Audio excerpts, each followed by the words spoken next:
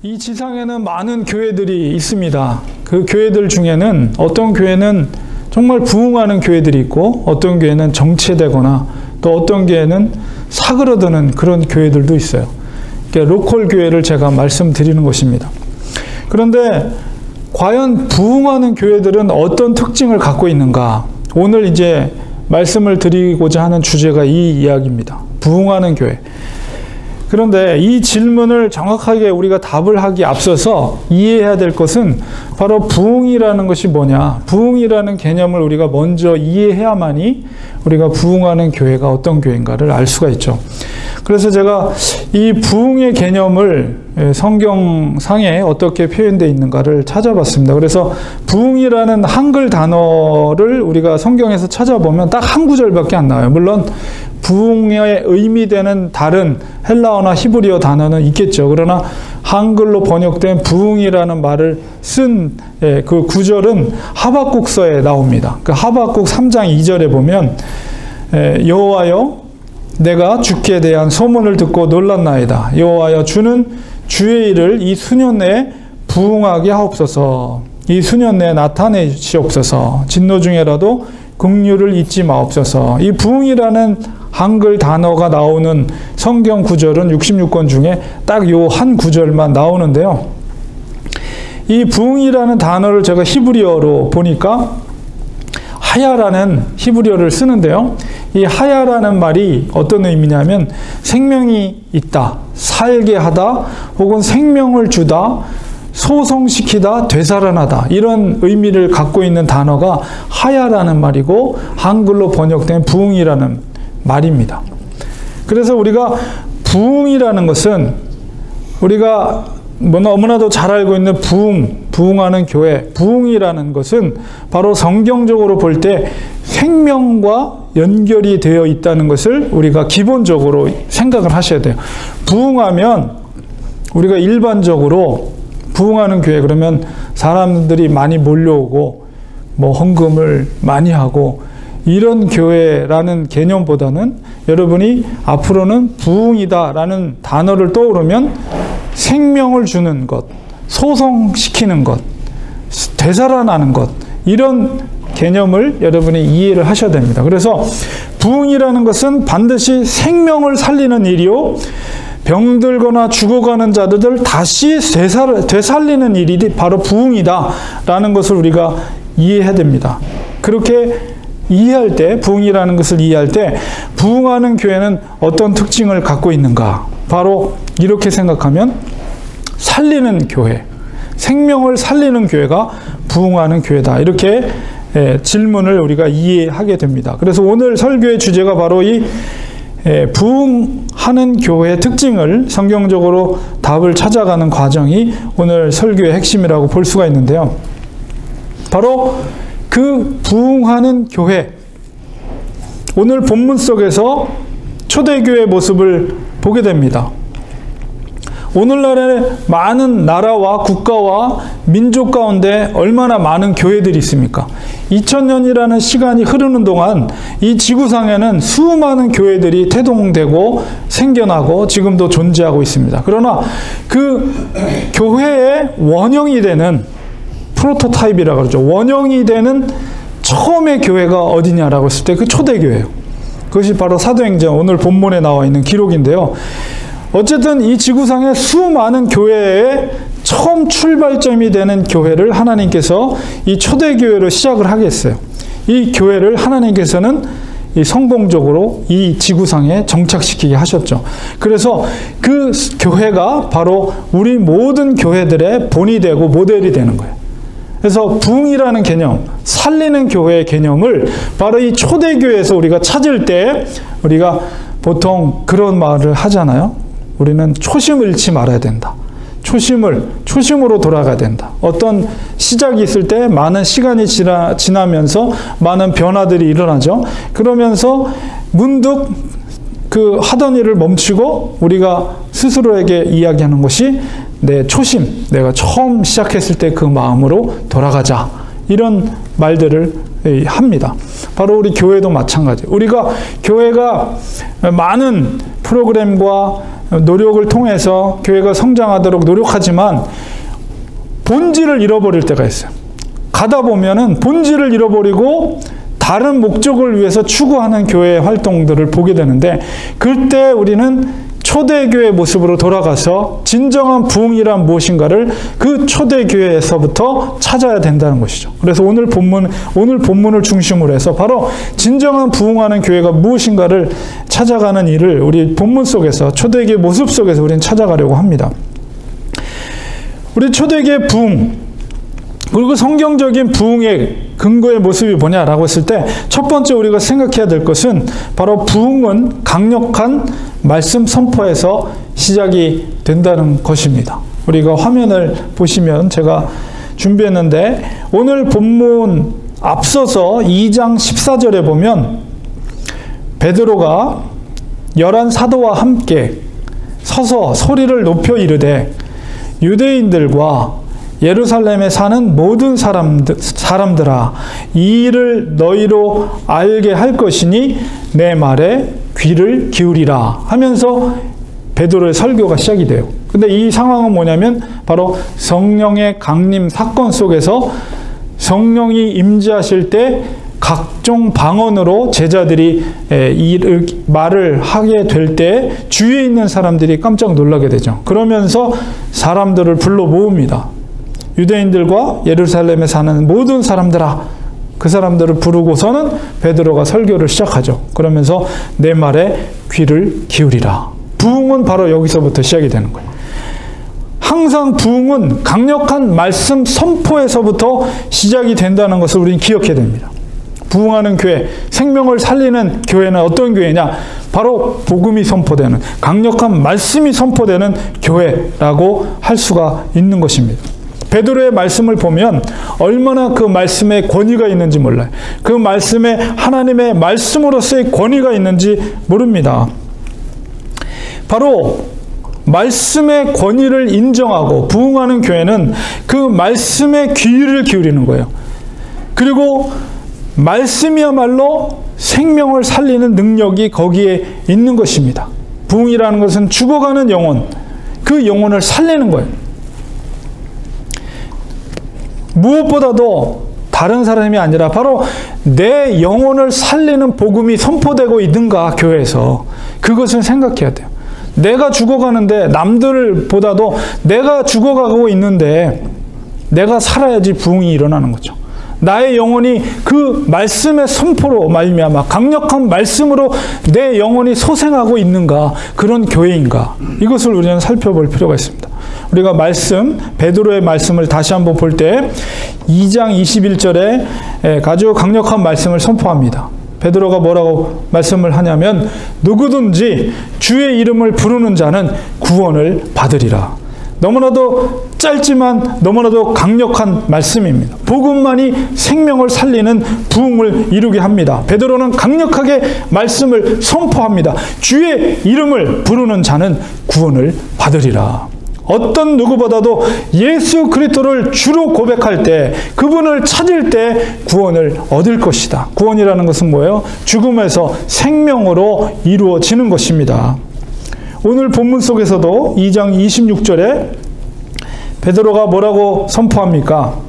36절, 2장 36절에 그런즉 이스라엘 온 집은 확실히 알지니 너희가 십자가에 못 박은 이 예수를 하나님이 주와 그리스도가 되게 하셨느니라. 이게 복음이에요. 너희들이 십자가에 죽인 그 예수 그리스도를 하나님께서 주가 되게 하셨다. 하나님께서 그리스도가 되게 하셨다. 그리스도는 뭐예요? 기름 부음 받은 자, 왕이라는 거예요. 너희들이 죽인 예수 그리스도, 그 십자가의 죽음이 바로 대속의 죽음이며 죽음의 권세를 이기시고 예수 그리스도께서 살아나셨으며 하나님은 그를 높이시사 왕으로서 이 모든 나라를 통치하게 하셨다는 거예요. 그러므로 예수 그리스도, 그의 이름을 부르는 자는 구원을 받으리라. 이게 복음이에요. 이 강력한 말씀이 선포될 때 부흥의 역사가 일어나는 것입니다. 내 영혼이 살아나는 거예요. 누구보다도 내가 예수 그리스도를 나의 구주로 고백하며 주님이 나의 생명이십니다. 주님이 내 인생의 주인 되십니다. 인정하며 그분을 부를 때 구원의 역사, 생명의 역사, 죽음에서 생명으로 우리가 살아나는 역사가 일어난다는 사실입니다. 베드로의 강력한 말씀 속에 부흥의 역사가 일어나는 거예요. 이 말씀이 선포됐을 때 어찌할꼬 사람들이 그 말씀이 생명력이 있어서 그 십자가에 죽이신 예수 그리스도에 대한 회개의 역사가 일어나는 거예요. 어찌할꼬 어찌하면 좋겠는가. 우리가 하나님의 아들을 그 왕을 죽였구나. 이제 어찌하면 좋겠습니다. 라는 말씀의 역사가 일어나게 되는 것이죠. 항상 부흥은 초대기의 역사를 통해 볼 때 강력한 복음의 메시지가 선포될 때 부흥이 이루어진다는 사실입니다. 두 번째는 뭐냐면 부흥에는 반드시 회개가 동반이 됩니다. 바꿔 말해서 회개가 없이는 부흥은 일어날 수 없다는 거예요. 부흥이라는 건 뭐예요? 살리는 일이에요. 살리는 일은 반드시 회개의 역사가 있어야 된다는 것입니다. 이 강력한 말씀이 선포됐을 때 오늘 본문 속에 37절에 무슨 역사가 일어납니까? 그들이 이 말을 듣고, 이 말이라는 것은 베드로의 복음의 강력한 메시지예요. 이 말을 듣고 마음에 찔려 베드로와 다른 사도들에게 물어 이르되 형제들아 우리가 어찌할꼬 하거늘. 어찌할꼬 이 얘기는 바로 회개의 역사가 일어나는 거예요. 우리들이 바로 우리 주를 십자가에 못 박았구나. 어찌할꼬. 우리의 죄를 어찌할꼬 통회하며 자복하는 회개 역사가 이루어진다는 것입니다. 이 회개라는 것은 단순히 죄에 대한 회개, 슬픔이 아니에요.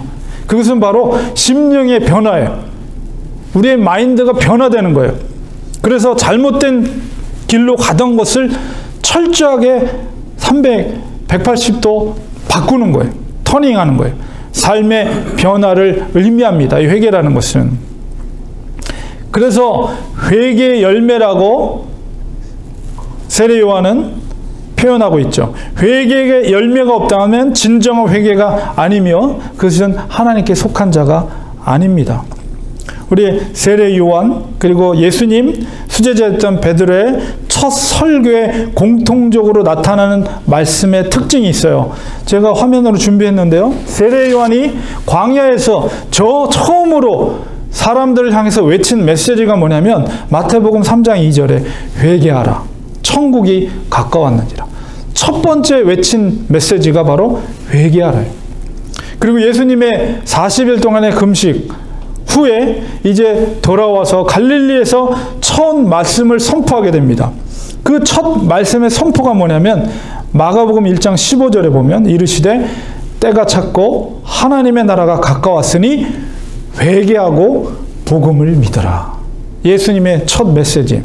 그리고 오늘 말씀 속에서 베드로가 말씀을 선포하는 거예요. 이거는 뭐냐면 성령의 강림 사건 이후에 베드로가 사람들 앞에서 처음으로 설교를 하고 있는 거예요. 그 말씀 속에 오늘 38절에 보면 베드로가 이르되 너희가 회개하여 각각 예수 그리스도의 이름으로 세례를 받고 죄사함을 받으라. 그리하면 성령의 선물을 받으리니. 동일하게 세례 요한이나 예수님이나 사도 베드로나 그리고 사도 바울도 마찬가지예요. 사도 바울도 사도행전 17장 30절에 보면 이게 이제 물론 이것은 그리스 아덴에서 설교한 말씀 속에서 사도행전 17장 30절에 뭐라고 선포하냐면 알지 못하던 시대에는 하나님이 간과하셨거니와 이제는 어디든지 사람에게 다 명하사 회개하라 하셨으니. 사도 바울도 역시 마찬가지예요. 그들이 제일 먼저 사람들을 향해 복음을 선포하기에 앞서서 선포했던 메시지가 뭐냐면 바로 회개하라는 거예요.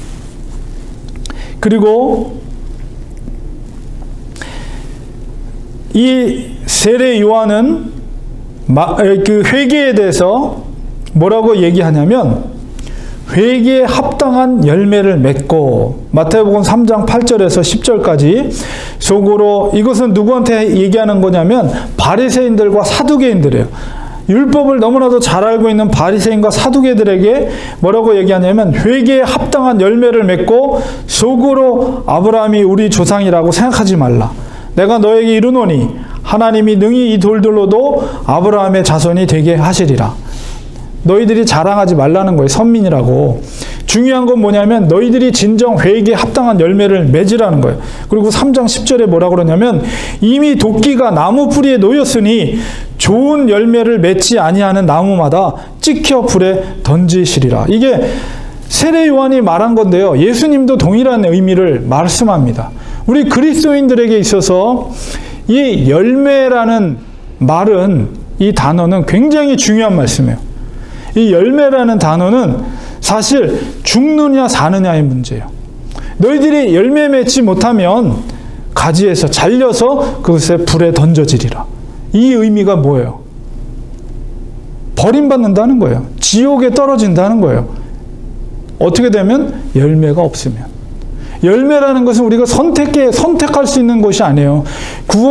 나는 이제 믿음으로 구원받았기 때문에 열매라는 것은 상급을 받느냐 받지 않느냐의 문제지 구원과는 아무 관계가 없다라고 오늘날의 교회에 나오는 사람들이 그렇게 착각한다는 거예요. 그런데 주님께서 그리고 세례 요한도 뭐라 그럽니까? 회개도 역시 마찬가지. 회개의 열매, 합당한 열매를 맺지 않으면 그것이 찍혀서 불에 던져지리라. 회개라는 것은 단순하게 내 입술로 나 회개했습니다. 주님이 나를 용서해 줬습니다.가 아니에요. 진정 내가 그렇게 잘못된 길을 행하는 것을 돌이키는 거예요. 내가 행동으로 말로 잘못된 것들을 돌이키는 거예요. 다시는 그런 일을 하지 않는 게 진정 회개의 열매라는 것이죠. 그래서 부흥이라는 것은 이러한 회개에 합당한 열매가 무수히 그의 삶 속에서 드러날 때 진정한 회개가 일어난다는 것이에요. 오늘날의 가장 심각한 문제는 이 죄의 문제에 있어서 자기가 회개할 죄가 없다라고 생각하고 있는 것이에요. 특히 교회를 다니고 있는 사람들의 잘못된 생각이 그렇습니다. 세상에 푹 발을 담그고 있으면서 그것을 죄로 인식하지 않아요. 남들이 다 그렇게 하니까 난 문제 없다. 그리고 주일날 교회에 나와서 예배 드리니까 나는 문제가 없다라고 생각해요. 회개하지 않아도 된다라고 생각을 하고 있다는 것이에요. 심지어 교회를 열심히 나옵니다. 그럼에도 불구하고 세속적인 행복을 추구하고 그것을 위해서 교회에 나오는 사람들이 있어요. 교회에 나오는 목적이 세속적인 행복, 세속적인 부와 명예와 권세와 장수, 무병장수를 위해서 신앙생활을 하는 사람들이 있어요. 겉으로 노골적으로 그렇게 드러나진 않지만은 그 중심 속에는 그것을 추구하면서 교회에 나와서 하나님 앞에 봉사하고 열심히 노력하면서 그 봉사의 대가로 하나님 앞에서 그것을 요구해요. 두 손 들고 그것을 요구한다니까요. 겉으로 보기에는 신앙인처럼 보여요. 그러나 세상에서 살아가는 세속적인 사람들이 추구하는 것들과 조금도 다르지 않아요. 그것은 사실은 불신자와 다를 바 없는 삶을 사는 사람과 동일한 거예요. 주님께서 그런 자들을 향해서 뭐라고 말씀하십니까? 나더러 주여 주여 하고 내 이름으로 귀신을 쫓아내고 능력을 행하지만 그날에 그때의 마지막 때 나는 도무지 너를 모르겠다. 주님이 그런 말씀하시죠. 바로 그런 자들입니다. 세상에 한 다리를 푹 담궈놓고 세상에 즐길 것과 세상에 추구할 것들을 다 추구하면서 한쪽 다리는 교회에 나와서 봉사 열심히 하면서 그 속에 나는 회개할 것이 없다. 나는 이미 구원받은 백성이다라고 착각하면서 살면서 주님 앞에 섰을 때 버림받는다면 그것만큼 안타까운 일이 어디에 있겠습니까? 이런 일들은 비단 평신도들 뿐만 아니에요. 목회자들도 마찬가지입니다. 성경 말씀으로 매일 설교를 합니다. 성도들을 사랑한다고 말합니다. 그러나 그 말이 진짜 확증되려면 삶의 열매로 목회자가 나타나야 돼요. 목사도 사랑 없이 목회를 할 수 있어요. 평소에 그것이 드러나지 않습니다. 그러나 진짜 양을 살리기 위해서 자기 목숨을 버려야 될 순간이 왔을 때 진짜 가짜가 드러나는 거예요. 가짜 목사는 성도를 사랑한다고 하면서 성도들을 진짜 하나님의 양으로 보는 것이 아니라 잡아먹을 고기로 생각해요. 양의 숫자를 세는 것이 자기의 세력을, 사람들 앞에 교인 몇 명 나오느냐, 자기 세를 자랑하기 위해서, 과시하기 위해서 양을 생각하고 판단한다는 거예요. 양을 돈으로 봅니다. 양이 많아져야지 자기 수입이 많아지기 때문에. 목회자가 변질을 하고 타락하는 것이 바로 그런 것에 있어요. 그 영혼의 문제를 염려하지 않고 몇 명 나오느냐에 관심을 갖고 있습니다. 얼마나 헌금이 나오느냐. 적당히 세상적인 방법으로 프로그램 돌리고 인기를 누리면서 때로는 명예욕을 부려서 때로는 신문이나 광고나 인터넷에 자기 이름을 드러내고 무슨 장들을 맡고 언론 인터뷰에 나와서 무슨 국가 기도에 자기의 유명세를 높이면서 그 유명세의 힘을 받아서 더 많은 사람들이 모이게 해요, 교회를. 사람들이 몰려듭니다. 그것이 교회 성장이라고 생각해요. 그것이 큰 목회하는 것이라고 생각해요. 착각입니다. 교인들의 구원에 관해서는 관심도 없습니다. 한마디로 사꾼이죠, 사꾼. 그렇게 목회하면 그 목사도 지옥 갑니다.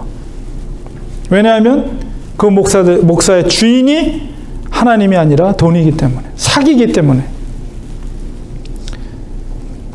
역시 평신도나 목회자나 동일한 거예요. 하나님 앞에서, 정말 하나님 앞에서 두렵고 떨림으로 진정 참된 회개를 하고 있는가. 그런 회개가 없인 부흥이란 기대할 수가 없는 것입니다. 그리고 부흥에는 증거들이 나타납니다.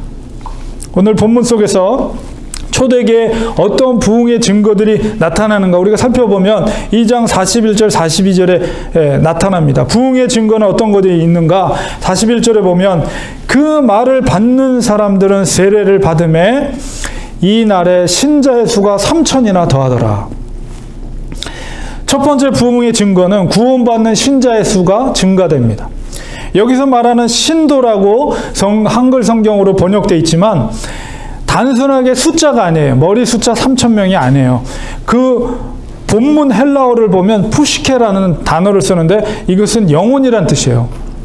구원받는 영혼의 숫자를 말하는 거예요. 단순하게 교회에 출석하는 숫자가 아니라 구원받는 영혼의 숫자가 3,000이 더하더라. 그 얘기는 뭐냐면 바로 예수 그리스도를 주로 진정 받아들이는 거예요.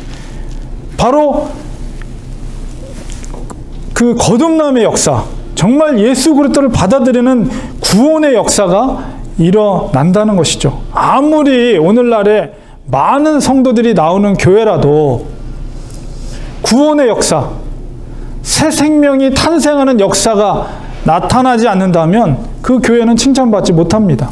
아무리 작은 교회라도 매주마다 정말 한 달에 한 명이라도 정말 구원받고 세례를 받고 주님을 주로 고백되어지는 그런 새 생명의 역사들이 일어나는 교회라면 그 교회가 뭐 30명이 되고 50명이 되고 작은 교회라 할지라도 그 교회가 주님 앞에서 칭찬받는 교회라고 볼 수가 있어요. 구원의 증거는 바로 이렇게 구원받은 자들이 주님께로 인도함을 받는 부흥의 역사들이 일어난다는 사실이죠. 두 번째는 뭐냐면 전혀 힘쓰니라, 우리 마지막 42절에 보면 오로지 기도를 힘쓰니라고 돼 있는데 전체적인 헬라어 그 문장을 보면 이것이 단순하게 기도에 기도뿐만 아니라 가르침, 또 교제함, 또 기도, 이 세 가지를 수식하는 말이에요. 그래서 두 번째 부흥의 증거는 뭐냐면 가르침이에요. 사도의 가르침을 받는 일. 이 가르침이라는 말이 헬라어로 디다케라는 뜻이거든요. 가르침, 말씀을 가르치고 말씀을 배우기를 힘썼다. 특별히 사도의 가르침을 받는다는 것은 무엇입니까?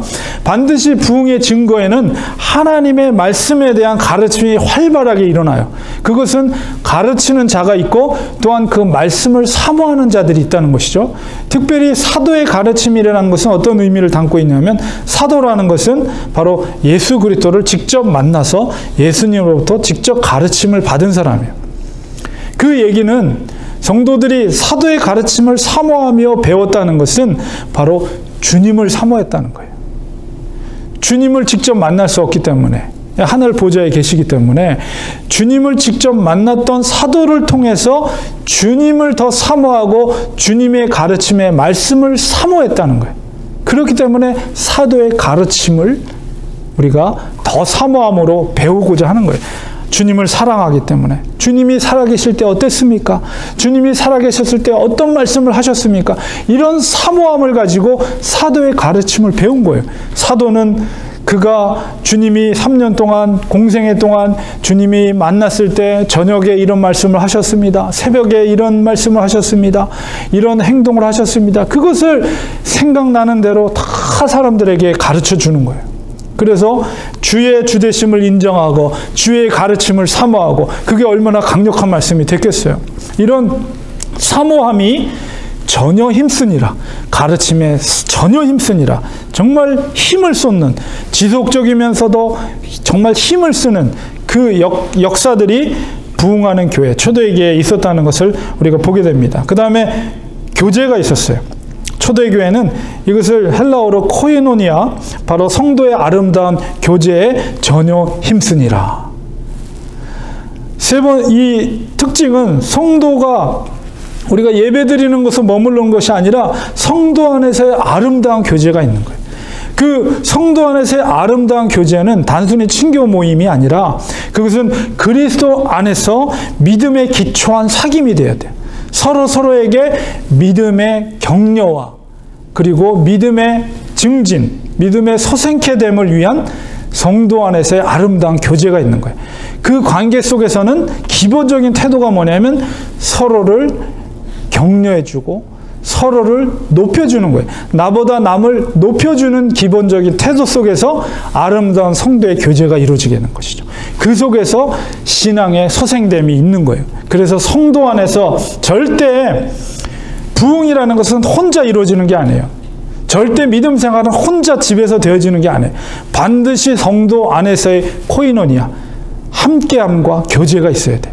그 속에서 남을 존중해주고 격려해주고 높여주고 그 심령을 사랑해주고, 사도 바울이 뭐라고 그랬어요? 교회는 주의 몸된 교회라.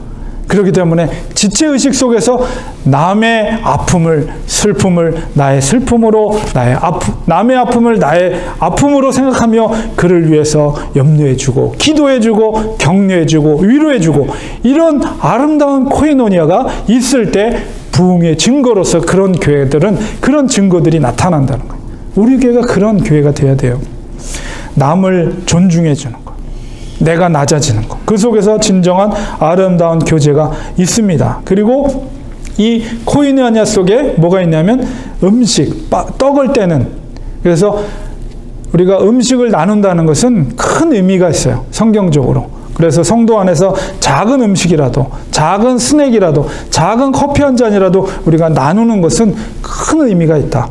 우리가 생명을 나누고, 그 떡을 뗀다는 것은 우리가 음식을 나누는 것과 함께 성찬을 한다는 것도 동일하게 이중적으로 갖고 있습니다. 그래서 성찬을 나누고 성도들 안에서, 아무리 오늘날의 인터넷 시대라고 하지만은 성찬은 결코 인터넷 시대 속에서 할 수 없어요. 교회 공동체 안에 와야만이 할 수 있는 것이 성찬, 떡을 떼는 거예요.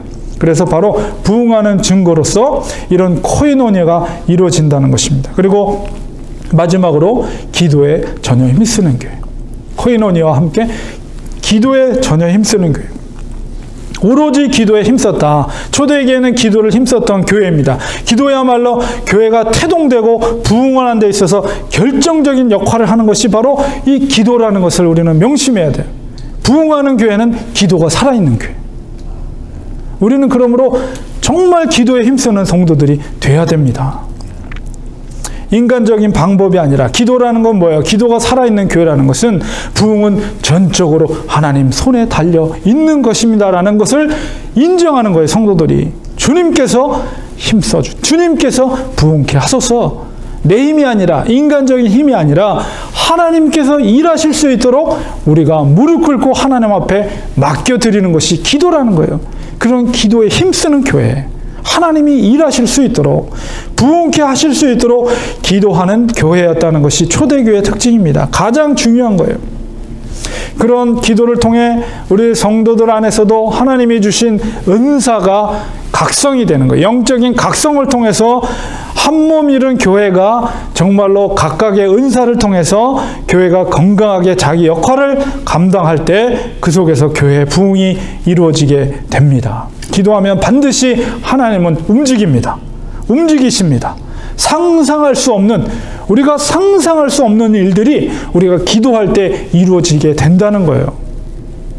하나님의 뜻, 하나님의 일하심을 우리가 어떻게 감히 상상할 수 있겠어요? 근데 그렇게 할 수 있도록 하게 하는 것이 우리가 무릎 꿇을 때 하나님이 그 기도를 들어주신다는 거예요. 우리가 다른 건 다 포기해도 기도하는 것은 포기해서는 안 돼요. 기도가 귀찮아지기 시작했다 하면 그 교회는 이제 망하는 길로 가는 교회예요. 그 교회는. 개인적으로도 기도가 귀찮다라고 생각되는 생각이 들게 되면 그 교인은 죽어가는 거예요. 영적으로. 기도야말로 우리 그리스도인들에게 능력입니다. 그 기도의 수준이 그 사람의 믿음의 수준이에요. 그 사람이 어떤 기도를 하느냐가 그 사람의 믿음의 수준이라니까요. 그러니까 우리는 정말 초대교회 성도들의 기도는 어떤 기도였겠습니까? 어떤 상황 가운데 있을지라도, 고난을 당하고 핍박을 당해도 어떤 상황에 있을지라도 담대히 복음을 전할 수 있도록 하나님 도와주세요. 이런 기도를 했던 교회가 초대교회의 기도예요. 바로 우리가 그런 기도를 하는 교회가 바로 부흥하는 교회, 그런 교회의 증거라는 사실입니다. 결론을 맺겠습니다. 렌추아닌 교회는 과연 부흥하는 교회인가? 우리가 부흥이라는 단어를 항상 생각하면, 떠오르면 생명이 생각나야 됩니다. 생명. 바로 부흥하는 교회인가? 라고 했을 때 그 의미 속에서 다시 한번 말씀드리면, 렌추아닌 교회는 정말 생명을 살리는 교회인가? 렌추아닌 교회는 영혼이 소생되는 교회인가? 정말 나의 영혼이 정말 소생하고 있는가? 렌추아닌 교회 속에서 이것을 스스로 바라보면서 예스, 그렇습니다. 렌추아닌 교회를 통해서 나의 영혼이 다시 회복되고 있고 소생하고 있습니다. 라고 했을 때 바로 렌추아닌 교회 소망이 있는 거예요. 부흥하는 교회가 될 수 있는 거예요. 내 영혼이 복음으로 살아나야 합니다. 진정한 회개를 통해서 우리의 삶이 변화되게 돼야 되고, 숨겨진 죄악이 말씀 가운데 다시 드러날 때 그 속에 자복하고 회개할 때 그 속에 진정한 회복, 부흥, 바로 내 생명이 소생케 되는 역사가 일어나는 것입니다. 우리는 날마다 말씀을 사모해야 됩니다. 주님을 사모한다면 주께서 말씀하신 그 말씀을 사모할 수밖에 없어요. 그리고 성도를 진심으로 존중하고 사랑하는 마음을 가져야 됩니다. 남을 나보다 높게 여기고 그 속에서 온전한 코이노니아가 이루어질 수 있도록 무엇보다도 또한 우리가 기도에 힘쓰는 사람들이 되어야 됩니다. 기도가 살아있는 교회, 기도를 통해서 하나님께서 일하실 수 있도록 우리가 주님께 내어 맡겨드리고, 기도를 통해서 정말로 하나님께서 일하실 수 있도록 우리 안에 하나님의 역사하심 통해서 놀라운 역사들이, 기적들이 우리 교회를 통해서 이루어질 수 있도록 우리는 날마다 무릎 꿇어야 돼요. 기도해야 됩니다. 우리 속에 또한 부흥을 꿈꾸시기 바랍니다. 하나님께서 일하실 수 있도록 그 꿈을 마음에 그리고 우리가 기도할 때 반드시 부흥이 현실이 될 수 있다는 것을 우리 마음속에 믿음으로 그릴 때 그것이 현실이 될 줄 믿습니다. 하나님 우리 교회를 통해서 일하실 줄 믿습니다. 우리 모두가 한 마음으로 복음에 기초한 교회를 꿈꿀 때 하나님께서 그 꿈을 반드시 렌추아닌 교회를 통해서 이루게 하실 것입니다. 저는 개인적으로 정말 렌추아닌 교회를 세워주신 주님께 정말 감사를 드립니다. 저 스스로도 세상과 타협하지 않고 순수한 복음의 원리로 교회를 섬기기 위해 최선을 다할 것입니다. 주님께서 쓰임받는 목회자가 되도록 저는 날마다 기도할 것입니다. 초대 교회 부흥의 역사를 우리가 기대하면서 말씀이 살아있는 교회, 말씀을 가르치는 교회, 말씀을 사모하고 기도에 힘쓰는 교회, 그리고 성도를 사랑하는 그런 목회자가 되도록 저도 최선을 다하겠습니다. 하나님께서 렌추아닌 교회를 통해서 일하실 것을 우리가 기대하면서 우리의 영혼이 이 교회를 통해서 날마다 소생하고 주님을 더 깊이 알아가고 사모하고 성도를 사랑하는 그런 교회, 그런 모습들이 우리 렌추아닌 교회를 통해서 이룰 수 있도록 우리가 믿음의 눈으로 그것을 볼 때, 믿음은 바라는 것들의 실상이라고 했어요. 부흥케 되는 날마다 죽어가는 영혼이 주님께로 우리 교회를 통해서 생명을 얻고 정말로 많은 숫자가 새 생명을 얻는 놀라운 역사를 우리가 믿음의 눈으로 그려볼 때 그것이 바로 현실이 되는 거예요. 믿음이 현실이 되는 것, 우리 교회를 통해서 그런 꿈들이, 부흥의 꿈들이 이루어질 수 있도록 저뿐만 아니라 우리 성도들이 한 마음으로 이 부흥을 꿈꿔 간다면 하나님은 반드시 이 교회를 통해서 일하실 줄 믿습니다. 성령의 불꽃이 꺼지지 않는, 주님이 오실 때까지 타오르는, 정말 불타오르는 그런 교회의 모습을 우리가 꿈꾸면서 정말 초대계의 그 부흥의 증거들이 우리 교회를 통해서 이루어질 수 있도록, 제가 바라는 것은 우리 성도들이 주님 앞에 섰을 때 주님께서 물어보십니다. 너는 무엇을 하다 이곳에 왔느냐라고 물으셨을 때 우리 성도들 한 분 한 분, 저는 렌추아닌 교회를 개척하고 새로운 교회를 세우는데 나의 생애를 전부 충성을 다했습니다. 고백되어질 때 잘했다 충성된 종아, 너가 아름다운 교회를 세웠구나, 몸된 나의 교회를 세웠구나 칭찬 들을 수 있는 것. 이 땅에서 아무리 큰 교회 형식적으로 왔다 갔다 무슨 의미가 있습니까? 이 지구상에 정말 하나님이 기뻐하시는 교회를 세웠다는 것, 그 교회를 세우고 개척하고 그 교회가 정말 새로운 생명으로 소생케 하는 그 아름다운 교회를 세우는데 내가 열심히 봉사하다 왔습니다. 주님 앞에 섰을 때 잘했다 칭찬 들을 수 있는 우리 모든 교회 성도들이 되는 것, 제가 꿈꾸는 것이 바로 그거예요. 주님 앞에 섰을 때 공동체로 렌추아닌 교회 성도들이 큰 상을 받는 것, 그것을 저는 믿음으로 꿈꾸고 바랍니다. 우리 같이 정말 이 일을 위해서 이제 시작됐으니 우리가 그 꿈, 주님 앞에 섰을 때 그 모습을, 상 받는 모습을 우리가 다 믿음의 눈으로 그리면서 이 땅에 소망 두지 마시고 하늘에 소망 두시고 주님 앞에 섰을 때 상급 받을 것을 꿈꾸면서, 때로는 힘든 일이 있을 것입니다. 그러나 그것을 믿음으로, 기도로 극복해 나가면서 아름다운 교회를 이곳에 세운다면 얼마나 우리의 인생이 가치가 있습니까? 그것을 꿈꾸면서 이 길을 같이 갑시다. 아름다운 교회를 이루는 그 꿈을 우리가 꾸면서 이 길을 같이 가기를 소망합니다. 기도하겠습니다.